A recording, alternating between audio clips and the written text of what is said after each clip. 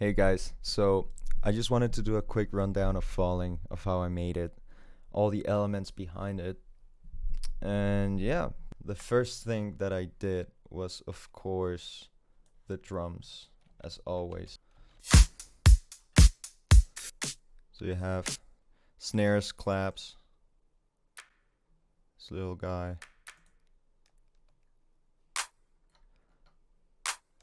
Like, that's a drum machine clap. Then these very simple hi-hats and these ones, I don't know if you can hear them. It's kind of just a layer underneath. Also those little chops. Yeah, it's pretty simple approach to it. Oh, you cannot forget about this one.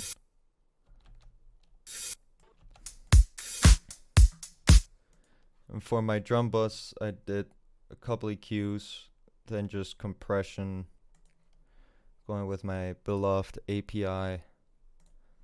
A little bit of sparkle and low boost with the Poetec, and a bit of distortion with Saturn. I love that one for drums. I also have a drum reverb.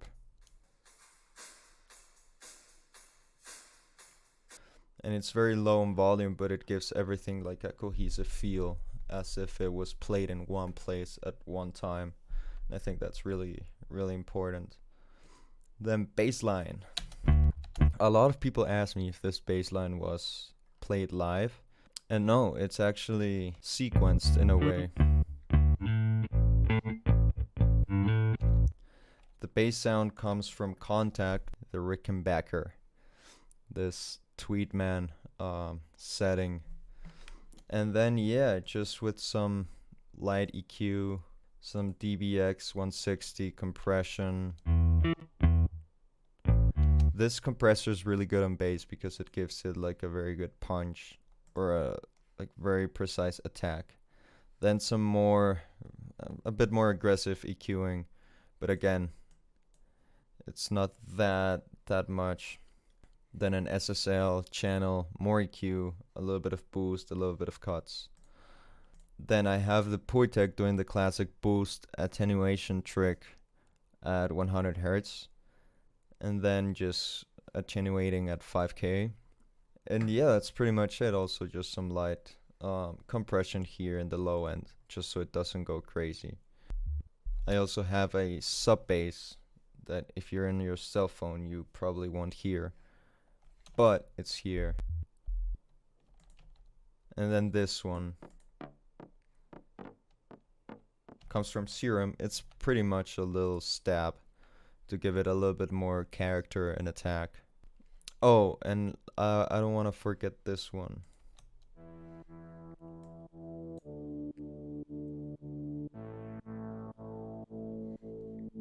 It's kind of like a Moog bass from the Mini Moog from Arturia. And yeah, that just gives it a little bit more character with the main chords that it's playing. Now, vocal. This was fun because I actually chopped up every single little part that was kind of like going up in volume, kind of like a manual de-essing.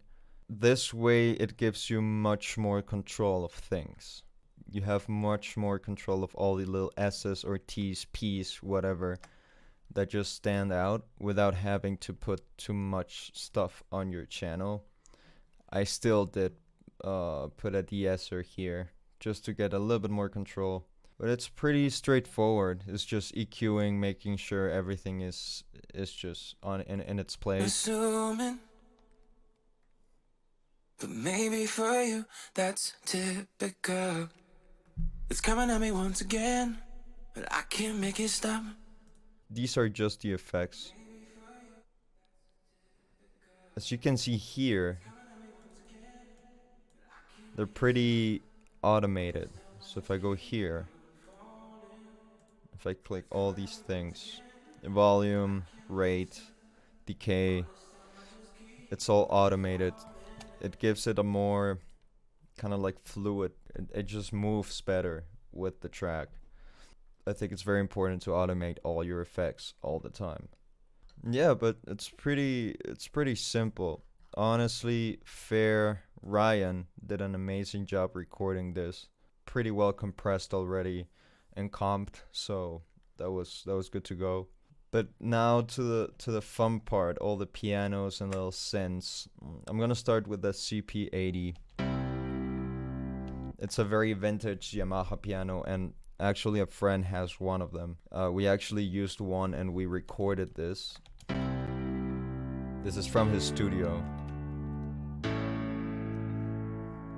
I layered it with a grand piano, of course. And then this synth here is coming from a memory moog.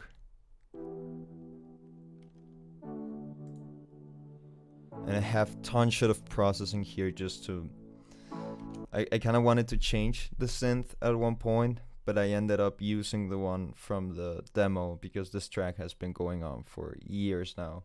I just had to use it. I love it so much. So I had to like make sure it worked with the track. So that means a lot of EQs, a lot of tone changes, effects, whatnot.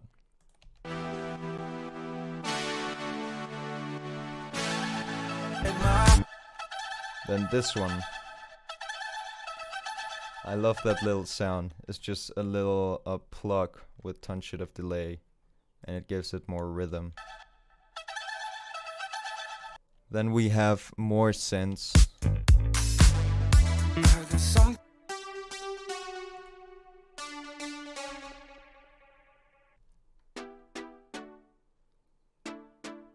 These are in the second verse. It's 1, 2, 3, and then 4. And then 5 with this one.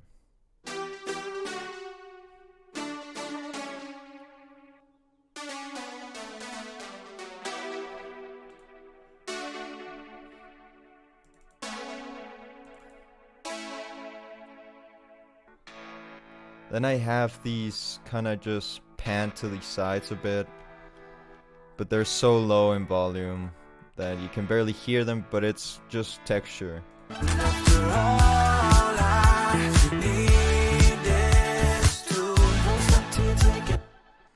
So that's that. And then to end it up, I have a lot of effects.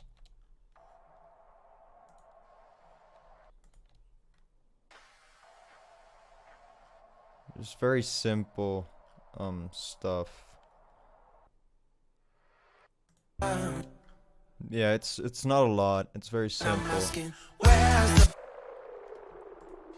For example, here.